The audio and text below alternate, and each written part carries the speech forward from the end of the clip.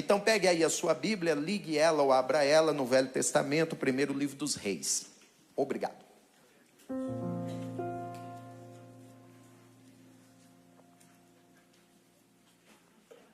Primeiro livro dos Reis, capítulo de número 17.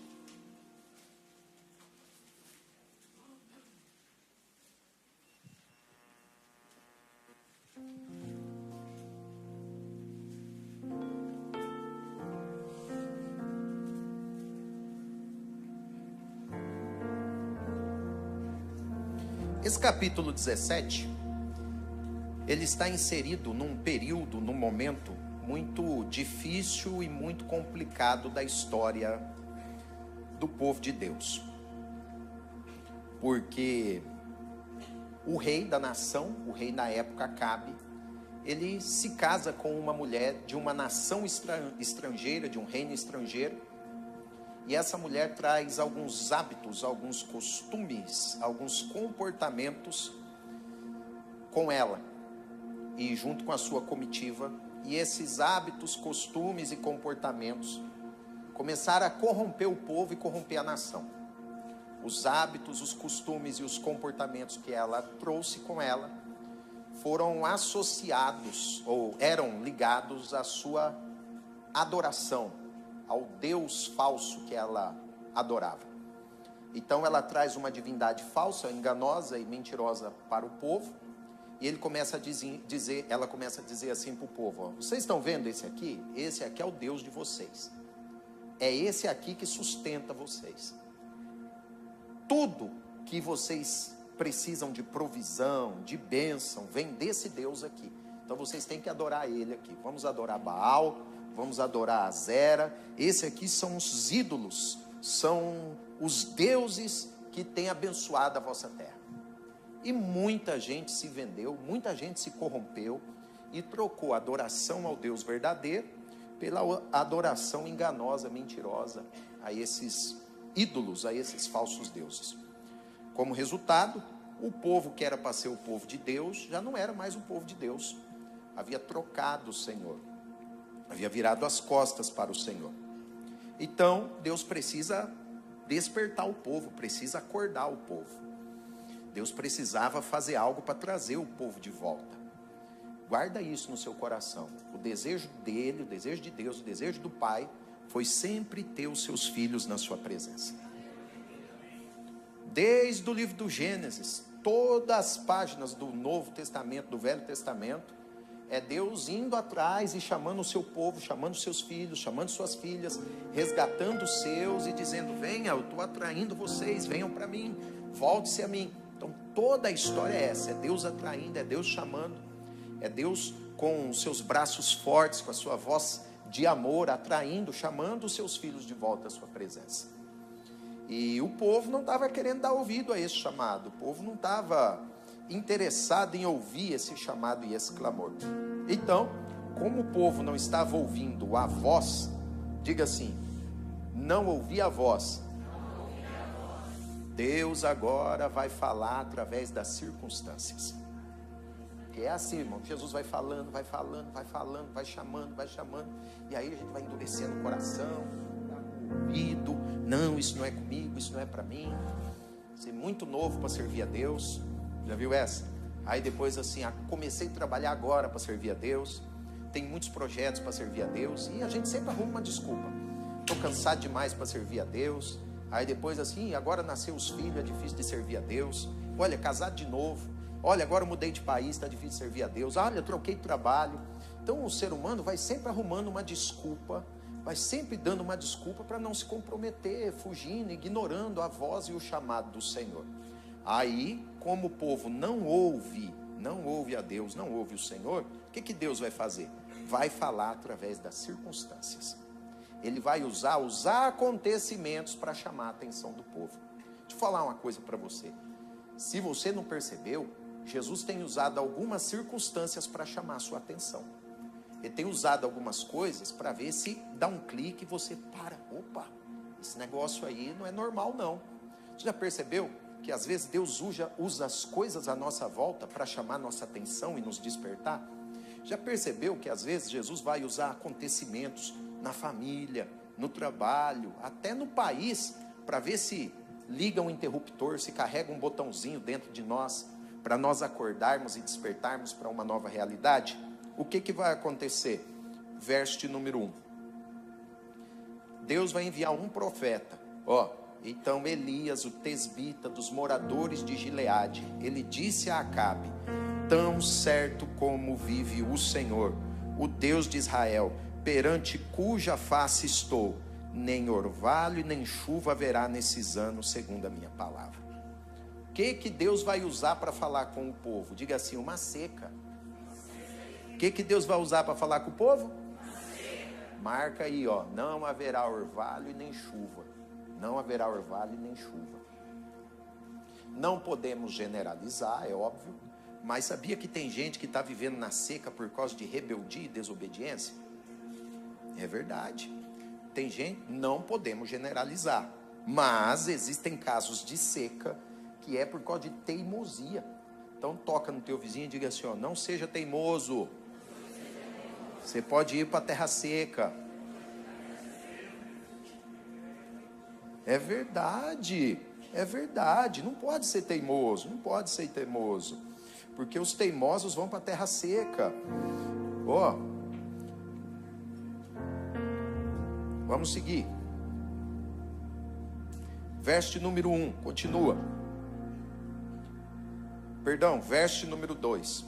Então ele entrega aquela palavra. Imagina que Elias vai lá, entrega a palavra, aí o povo fica olhando para ele, o rei fica olhando para ele, e da noite para o dia Elias se torna um homem conhecido.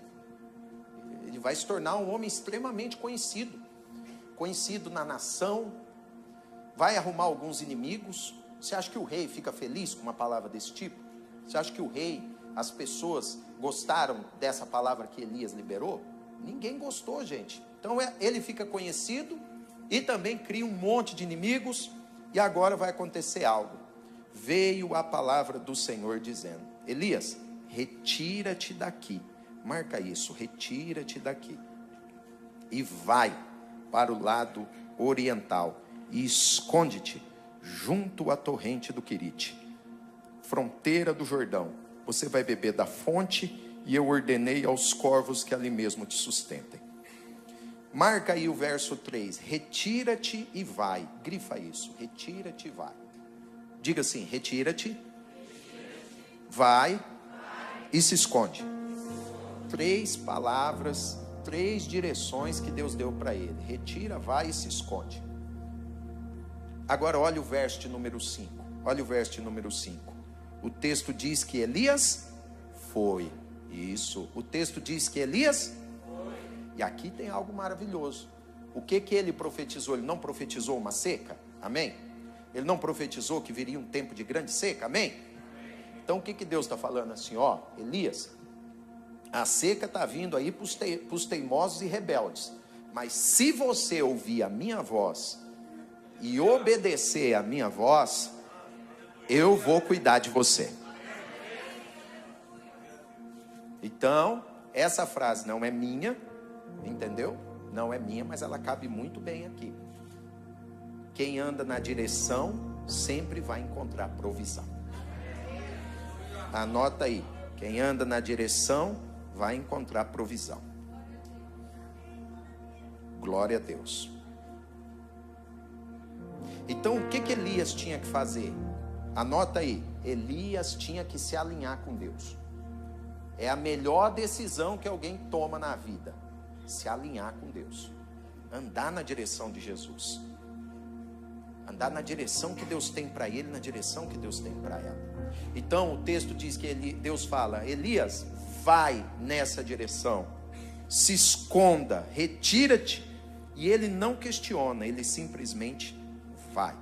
Então, quando o homem ele entra na direção de Deus, o que ele vai encontrar? Está lá no verso 4.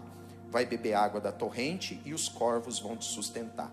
Então marca aí a palavra sustentar ou sustentem. Marca essa palavra. Porque quando você se alinha com Deus, você vai encontrar provisão e sustento. Então eu estou falando para alguém, talvez você entrou aqui, portas fechadas por causa de dureza de coração, por causa de teimosia, por causa de rebeldia. Mas Jesus está a falar contigo. Se hoje você se alinhar, muitas portas vão se abrir para ti. Marca aí. Sustentem. Então, veja, olha aqui, ó, presta atenção. Onde a provisão estava? Onde? Fala assim, bispo. A provisão estava onde? Vou te dizer, a provisão estava no lugar que Deus apontou. Elias, o corvo vai lá, naquele sítio. Elias, a água está jorrando lá naquele sítio. Senhor, eu quero beber água. É lá onde eu apontei. Senhor, eu quero comer o pão, eu quero comer a carne. É lá onde eu apontei. Qual é o problema? Qual é o problema de muita gente? Você quer a água? Você quer o pão? Você quer a provisão? Mas não onde Deus aponta, onde você quer. E o Senhor está falando assim, meu filho, o pão está lá. A provisão está lá. O que você necessita está ali. Basta você dar passo de fé e caminhar na direção que eu te apontei. Então, para Elias beber a água, para Elias comer a carne, para Elias comer o pão, ele deveria fazer o quê? Ir no local e na direção que o Senhor havia apontado para ele. Então veja que na direção ele tinha provisão, na direção ele tinha tudo o que ele necessitaria para manter-se vivo, para ele poder atravessar aquela temporada de seca, aquela temporada de aperto. Então eu tenho uma palavra de Deus para ti. O céu quer se revelar na tua vida e na tua história. Jesus quer se revelar trazendo grande provisão para ti hoje aqui nessa casa e nesse lugar.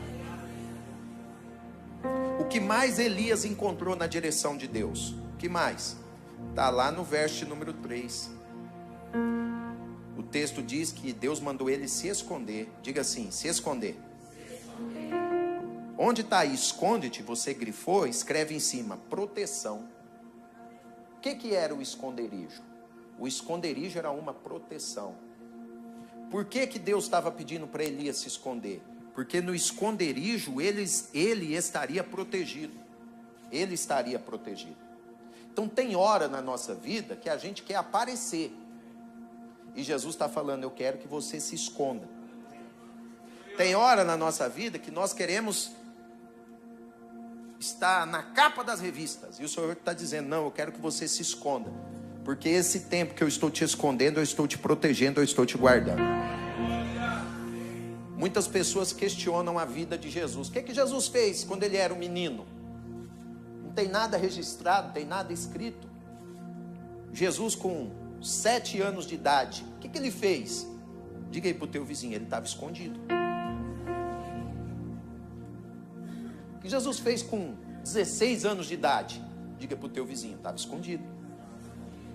Agora, por que ele estava escondido? Ele estava protegido. Ainda não era a hora dele aparecer. Ainda não era o momento dele se manifestar. Ainda não era a hora dele se revelar. Então, muitas vezes na nossa vida, o Senhor permite isso.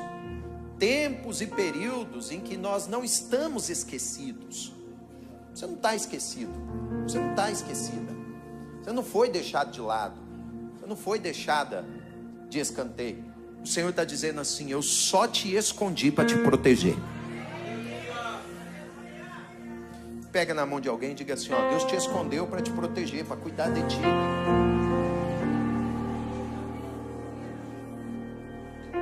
Lembra que eu falei que Elias arranjou um monte de inimigo, gente? Você imagina, começou a secar, não chovia, o rio seca, os animais começam a morrer, as plantas começam a secar, a terra fica árida.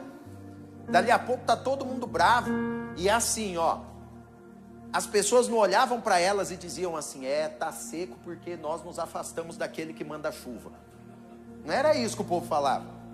O povo não falava assim, parou de chover porque nós trocamos aquele que manda a chuva por uma obra feita pela mão dos homens. Não, quando não chovia, sabe o que o povo dizia? Eu sabia, a culpa é daquele Elias. Foi ele que aprontou, foi ele que fechou o céu. Então veja que é mais fácil as pessoas colocar a culpa no Elias do que eles olharem e entenderem que a falta da água não era culpa do Elias, mas deles terem se afastado da fonte de todas as coisas. Então, quando o Senhor coloca Elias no Querite, Ele está protegendo, Ele está guardando, Ele está escondendo. Para algumas pessoas, você não percebeu, mas Portugal está sendo um Querite para você. Para algumas pessoas, esse momento que você está vivendo, profissional, é um Querite. Eu sei que você gostaria de estar lá naquela multinacional. Eu sei que você gostaria de estar num consultório, num gabinete maior. Eu sei que você gostaria de estar em outra realidade, em outra situação. Mas esse momento atual que você está a enfrentar, é Jesus dizendo assim: meu filho, eu coloquei você aqui por um período de tempo, porque eu estou protegendo e guardando você. Eu estou protegendo e guardando você. E Deus, eu vou usar essa palavra, eu quero que você, por favor, entenda e compreenda. Deus tem um senso de humor maravilhoso. Deus não é um Deus mal-humorado, não. Não. Eu acho maravilhoso quando Ele decide entrar na história para confundir os planos dos homens. Faraó fala assim: vamos matar as crianças. Mata todas as crianças do sexo masculino do povo dos hebreus aí. Mata tudo, vamos jogar no Rio Nilo e vamos dar o fim nas crianças. Aí tinha uma criança que era a criança da promessa, que era o libertador, aquele que iria libertar o povo. O menino ficou escondido 3 meses dentro da casa da mãe, escondido. A mãe fez o que tinha que fazer, guardou o que tinha que guardar, protegeu o que tinha que proteger. Mas a Bíblia diz que chegou um tempo que ela não podia fazer nada. Tudo que ela podia fazer, ela fez.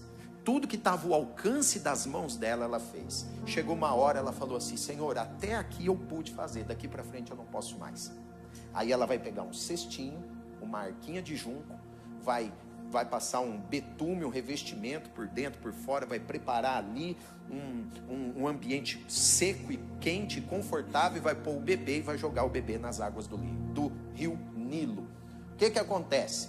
Moisés ficou 3 meses escondidos na casa da mãe.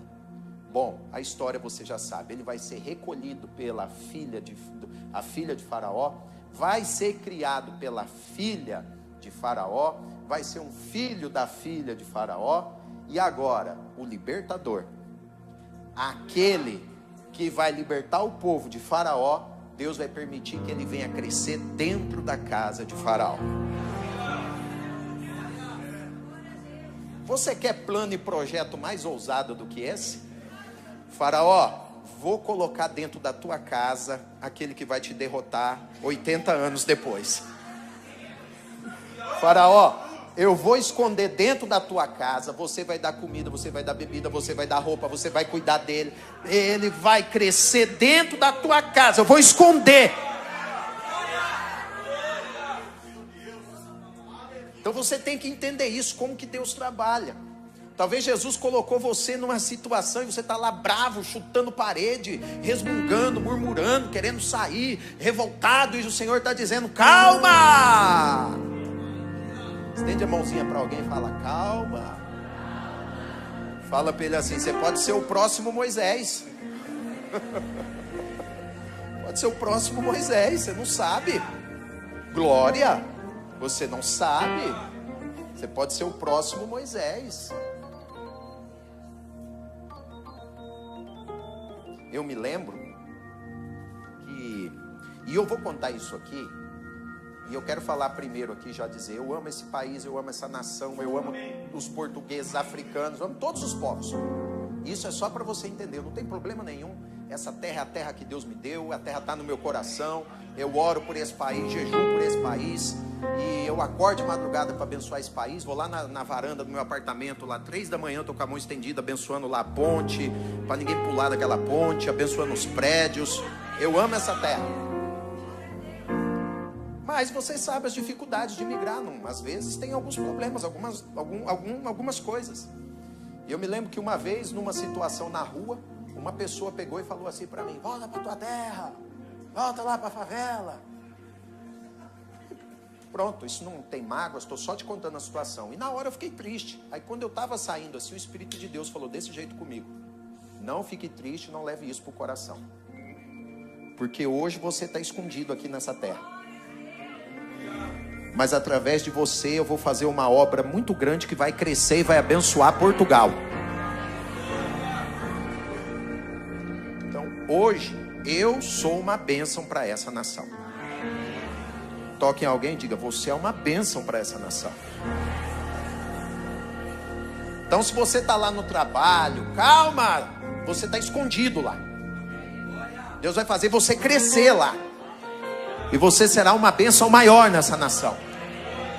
E se você é um português, você também é uma bênção. Porque tanta gente foi embora desse país e você está aqui. E Deus vai te abençoar aqui. E você vai ser uma bênção aqui também. Então diga assim: Deus esconde para proteger. E agora, meu irmão, Elias está escondido lá. Diga assim: Elias está escondido. E diga assim: e eu também estou escondido. Está lá. Agora interessante, Jesus estava escondido, mas ele estava crescendo.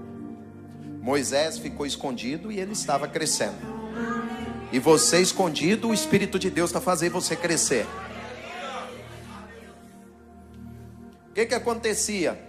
Todos os dias, gente, todos os dias, verso 6, os corvos pela manhã trazia pão e carne, e também no fim do dia ele trazia pão e carne. Então, essa história de Uber Eats, iFood,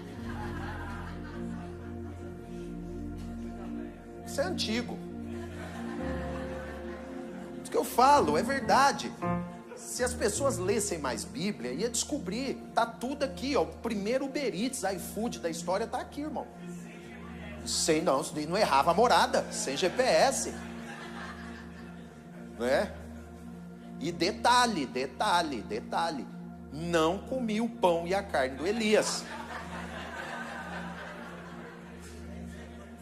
Não mordi o lanche de ninguém. Já atrás eu vi um vídeo lá do Brasil, o cara abriu a pizza, tirou uma fatia, fechou a pizza de novo. Não fazia isso, gente. Não, no Brasil, aqui não tem isso não. Lá é perigoso. Então, primeiro iFood, Uber Eats da história. Elias está lá de boa, na beira do riacho, e ó, só vê as asas dos corvos batendo.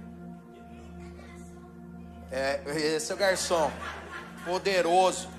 Aí ele olhou, igual avião, taxiou, deu a volta, se alinhou com a pista, aterrou, olhou para o Elias, falou: código de verificação. Aí Elias falou: Salmo 23, o Senhor é meu pastor e nada me faltará. Encomenda entregue. É verdade, né, Aranda? Você falou aqui, né? Esse negócio da Amazon de fazer entrega com o drone também está atrasada. O drone lá, o drone Corvo entregou para o Elias e foi embora. E aí, o texto diz que ele comia de manhã, comia à tarde e bebia da torrente. Agora você tem que entender uma coisa. Essa torrente do Querite, ela estava numa região montanhosa. Diga assim, montanhosa. Alguns comentaristas dizem que no alto da montanha, no pico da montanha, existia neve. E quando nós estivemos lá em Israel, você vê muito disso. Muitos montes no alto neve e depois para baixo rocha. Então o que os comentaristas dizem? Que aquela neve lá em cima derretia, e quando derretia, aquela água ia descendo a montanha, e Elias estava lá embaixo para beber aquela água. E aí eu fiquei pensando nisso, né, gente? Olha que coisa maravilhosa. É uma alegoria só para a gente se alegrar, né? Num tempo de seca, num tempo de calor, num tempo de terra seca, Elias tinha pão fresco, carne fresca e tinha água fresca, água gelada. Toque em alguém e diga assim: o pai sabe agradar o coração do filho. A provisão de Deus vai ser algo que vai te surpreender. Nosso Deus é um Deus detalhista, o Deus dos detalhes. Eu já contei para vocês a história da irmã Regina, mas eu vou contar de novo, tem gente nova, a história da irmã Regina. A irmã Regina congregou na primeira igreja que eu pastoreei lá no Brasil, na cidade de Mandaguari. Uma senhora muito abençoada e uma serva de Deus dedicada. E vocês que me conhecem sabem que eu amo esfirra. Amo esfirra, é um paixão. Ainda mais foi aquela da massa fininha, com bastante recheio, né? Massa fina e pouco, e bastante recheio. Essa é boa. Principalmente a de frango, a de carne. Essas aí, meu Deus, é boa. E assim, no meu caso, eu tinha terminado a faculdade, estava trabalhando na área de TI, na área de informática, um big, de um salário, e um plano de carreira, as coisas correndo assim, de uma maneira maravilhosa. E Jesus falou assim, ó, abri mão de tudo que eu chamei você para o ministério. Aí eu peguei tudo, irmãos, peguei minha carreira, peguei meu diploma, o diploma não está ali pendurado na parede. Coloquei tudo no altar do sacrifício e puf. Aí o que veio depois? Veio um tempo de grande prova, foi um tempo que eu fui provado assim, Jesus amado, porque eu havia colocado no coração, se o Senhor pediu para eu tomar essa decisão, eu vou tomar, mas eu também não vou ficar lá batendo na porta da minha mãe pedindo as coisas, né? Eu estou aqui andando na direção do Senhor. E eu me lembro um aperto, estava numa fase, um aperto financeiro muito grande. Eu tinha um recurso financeiro do Alto Carro, porque eu morava em Marialva e era pastor em Mandaguari. E eu fui fazer um programa de rádio. Tinha um programa de rádio da Batista lá em Mandaguari. E eu fiz o programa de rádio. E quando eu saí do programa de rádio, eu estava indo para a paragem de Alto Carro, ou como se diz lá no Brasil, o ponto de ônibus, né? Fui lá para a paragem do Alto Carro e eu passei na frente de uma loja de salgados. E eu olhei, irmão, sabe a vitrine até suando do salgado, quentinho lá dentro? Aí eu botei a mão no bolso e falei assim, peraí, se eu for lá comer o salgado, eu vou ter que ir embora a pé. Aí eu falei, não vou comer salgado não, vou embora, eu vou para casa. Quarta-feira, tipo de quarta-noite, e fui embora, irmão, feliz da vida, não ando reclamando não. Pensei, eu não falei, não verbalizei, eu só pensei. Eu falei, não, vou embora. Daqui a pouco, 40 minutos eu estou em casa, chego lá, já bato lá um roscovo e vou embora. Roscovo? Arroz com ovo, irmão. Roscovo, lá, correndo, o roscovo, né? E vamos embora. Ou então frango em cápsula. Quem já comeu frango em cápsula aí? Faz lá um frango em cápsula lá e bora. Aí tomei banho e voltei pro culto à noite. Acabou o culto, é o que eu faço aqui. Aquela filona, conversa com um, com o outro, abraça, brinca as crianças, abraça todo mundo e ora por um, expulsa o capiroto do outro, profetiza pro outro. Nisso, tá a irmã Regina na fila. Ela esperou eu orar por todo mundo. Esperou eu atender todo mundo. Ela por último. Quando ela chega, ela me dá um abraço. Aí eu falei, irmã Regina, que bom ver a senhora. Aí ela abriu, sabe aquelas bolsas que vovó gosta de usar? Ela abriu aquela bolsa da vovó e puxou um saco de supermercado, aquele saquinho, aquela sacolinha branquinha, toda amarrada assim. Aí ela pegou o saco, não falou nada, só entregou para mim. Aí eu falei, o que é isso? Ela abre. Aí quando eu abri, irmão, que eu abri, sobe o cheiro da esfirra. Aí eu olhei o saco da esfirra, olhei para ela, fiquei sem reação, olhei de novo. Aí eu falei, o que é isso? A irmã Regina olhou para mim e falou assim, Deus sabe o desejo do coração dos seus filhos.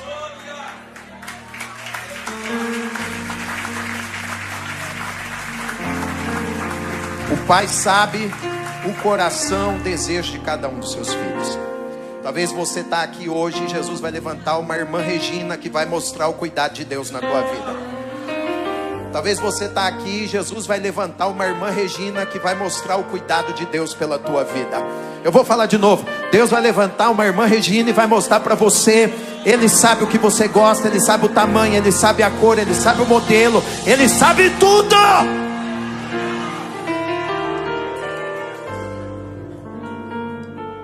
Toque em alguém e diga assim, a irmã Regina vai bater na porta da tua casa.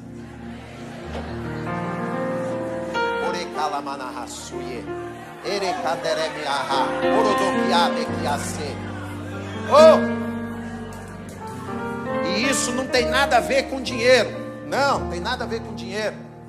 Porque Deus se revela para nós para mostrar que Ele ama, que Ele cuida, que Ele protege. Você pode até ter condição de comprar, mas Deus leva na porta da tua casa para te dizer assim, Olha aqui, isso é um sinal de que eu estou cuidando da tua vida, eu estou cuidando da tua história. Isso é um sinal que eu cuido de ti.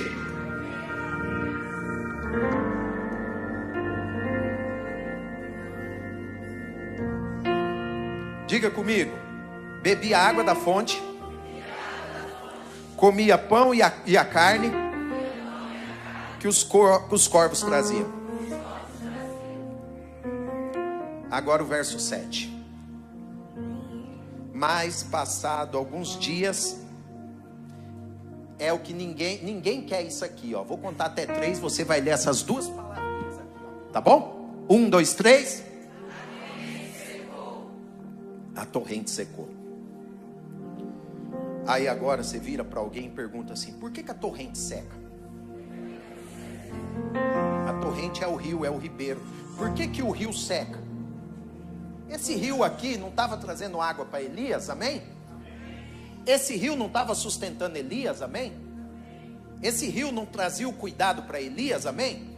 Mas por que ele secou então? Por que Deus permite o ribeiro secar? Por que Deus permite uma torrente secar? Por que Ele permite uma porta fechar? Por que Ele permite? Por que Ele permite algo que era uma fonte de alegria, uma fonte de sustento, uma fonte de prazer? Porque algumas dessas coisas acabam e fecham na nossa vida. Anote aí, que eu tenho algo muito importante de Deus para você. Algo muito importante de Deus para você. Algumas torrentes se secam, algumas fontes se secam, para nós aprendermos uma lição. Não depender do ribeiro, mas depender da fonte de todas as coisas. Elias, eu não quero que você dependa da água, eu não quero que você dependa dos corvos. Elias, você tem que depender de mim, diz o Senhor. Sou eu que mando a água e sou eu que mando os corvos. E o nosso coração é perigoso. O teu, o meu, o nosso coração é perigoso. Porque o nosso coração, se nós não tomarmos cuidado, é muito fácil de nós deixarmos de depender da fonte de todas as coisas para depender daquilo que Ele está usando. Então eu tenho uma palavra muito simples, mas muito direta para todos nós aqui. O nosso sustento não vem do nosso trabalho. Vem do Senhor, que nos dá força para trabalhar, ideia para produzir, que abre todas as portas. Trabalhe, dê o teu melhor, seja um bom profissional, seja um excelente profissional, mas saiba de uma coisa: a fonte não é a terra, a fonte é o céu. É muito fácil nós colocarmos o nosso coração no ribeiro, nós colocarmos o nosso coração nos corvos. Se não tomarmos cuidado, estamos buscando mais o ribeiro e os corvos do que aquele que dá ordem para o corvo. Estamos mais envolvidos com o ribeiro e com os corvos do que aquele que dá ordem para a água escorrer e aquele que aponta o endereço para os corvos levar. Então eu lanço um desafio de Deus para a sua vida. E se você olhar aqui na lente desse óculos, ó, esse é o modelo novo. Olha aqui que eu tenho uma palavra de Deus para você. Olha aqui no óculos novo, ó, olhou? Eu tenho uma palavra de Deus para você. Nesse ano, assim diz o Senhor, você vai ver a bênção do Pai, o cuidado do Pai, a provisão do Pai. Mas para isso eu e você, nós vamos tirar o coração da fonte e colocar o coração 100% nele.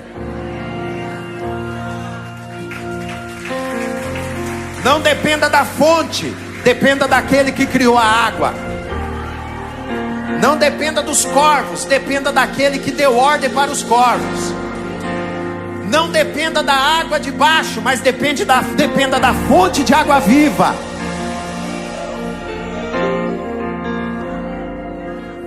Porque se eu e você nós não tomarmos cuidado, chega um ponto que nós começamos a colocar nossa vida espiritual em segundo plano.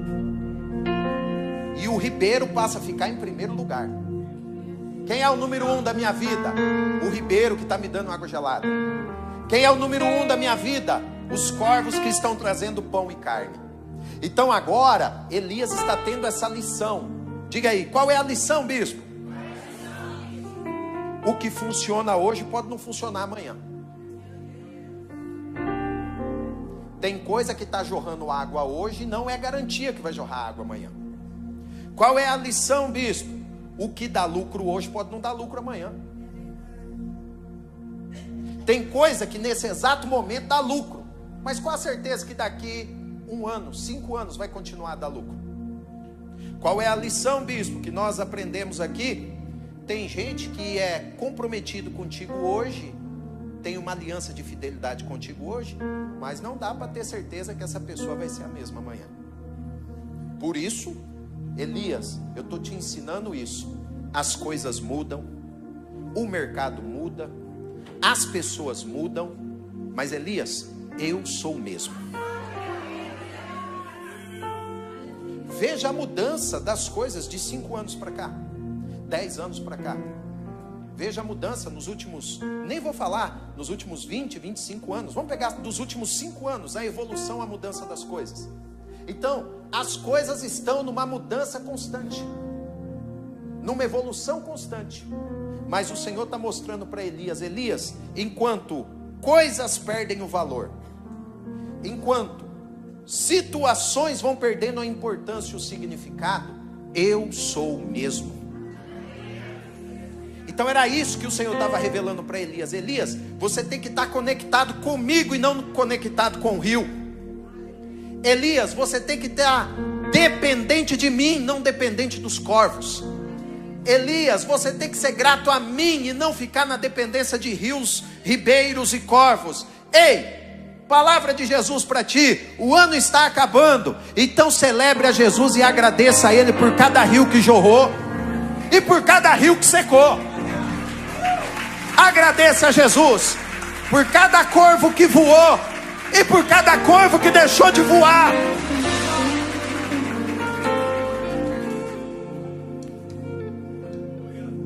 O que fazer quando o ribeiro seca? O que fazer? O que fazer? O texto acabou dizendo que o ribeiro secou porque não chovia sobre a terra. E verso 8 e verso 9. Veio a palavra do Senhor a Elias dizendo: Elias, primeira coisa que ele deveria fazer, dispõe-te. Essa palavra aqui, essa palavra significa se levantar. Se levantar. Então a primeira coisa, quando o ribeiro seca, você não pode ficar prostrado, você tem que se levantar. Você sabe que quando o ribeiro começa a secar, tem gente que seca junto. O problema não é o ribeiro secar, o problema é quando o homem seca. O ribeiro seca, seca a minha gratidão. O ribeiro seca, seca o meu louvor, minha devoção. O ribeiro seca, eu seco.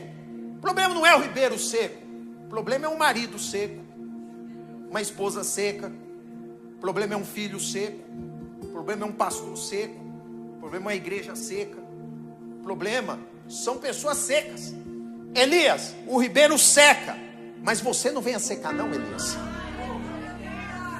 Qual o problema de muita gente? Quando o ribeiro seca, ele fica prostrado, ele fica caído, ele fica lamentando, fica lá no pé do ribeiro, prostrado, caído. Então ele está dizendo assim: Elias, oi, o ribeiro secou, mas não fica aí prostrado nele não. Eu quero que você se levante, Elias. Se levante, você não vai ficar nesse choro aí ao pé do ribeiro não. Se levante. Diga assim: levanta e vai. Vai, 1, 2, 3. O que o Senhor está falando para Elias? Elias, o ribeiro está seco, mas eu tenho uma nova direção para a tua vida. Quando você tem um compromisso com Jesus, quando você está conectado à fonte, preste atenção, quando nós estamos conectados à fonte, o ribeiro pode secar, mas já tem uma nova direção de Deus para a tua vida. Eu tenho uma palavra de Deus para ti. Talvez você está trabalhando numa área que você já percebeu que está secando, mas o teu compromisso com Jesus vai fazer com que Ele abra uma porta e te aponte uma nova direção. Talvez você está envolvido em algo e você já percebeu que está secando e está murchando, mas a palavra de Deus para ti é essa: fique atento. Pelo seu compromisso e fidelidade no passado, vou eu apontar para ti uma nova direção, um novo caminho, uma nova história. Pega na mão de alguém e diga assim: não temas, O Deus do Quirite é o Deus de Sarepta.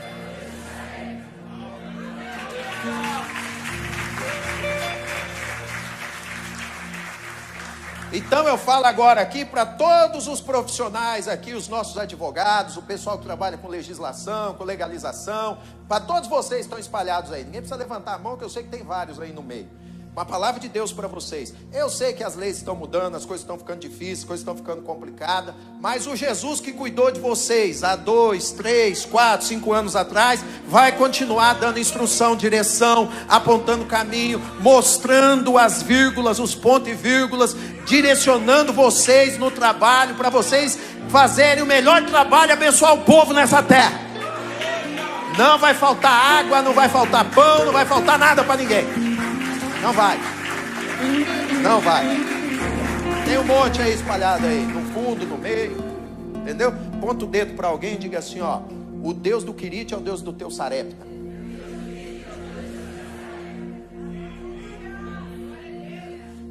Então, quando o ribeiro seca, Elias deveria se levantar. Diga: eu vou me levantar. E quando ele se levanta, o Senhor dá uma nova direção para ele. Ele vai dar uma nova direção para ele. Você não vai ficar sem direção nesses dias. Você não vai ficar sem direção nesses dias. O Senhor vai te apontar um novo caminho. Talvez nesses últimos meses serão os últimos meses no teu Quirite.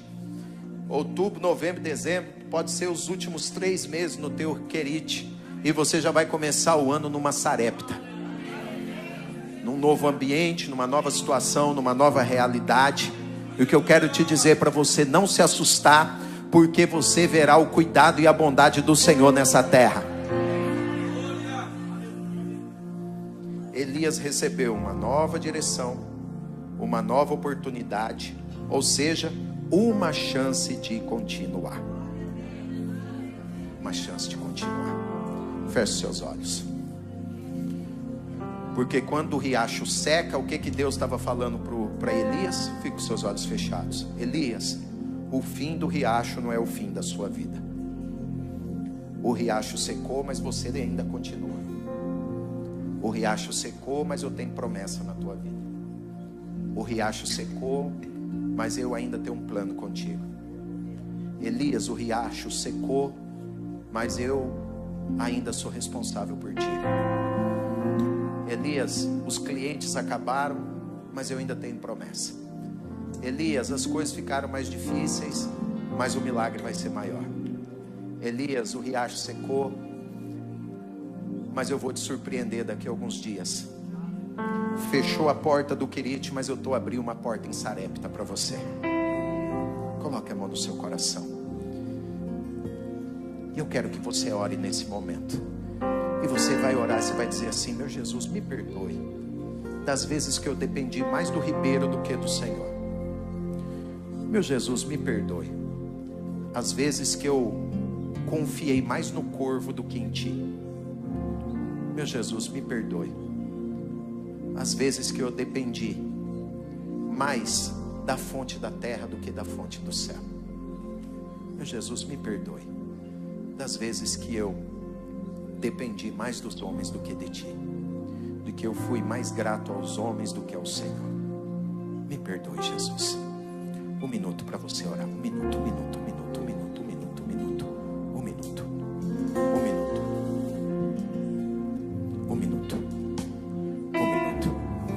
E à medida que você vai orando, você vai dizendo assim: Pai, eu quero renovar o meu compromisso, eu dependo de ti. Eu quero que você vá orando e vai dizendo assim: Pai, eu quero renovar meu compromisso, eu dependo de ti. É de ti que eu dependo.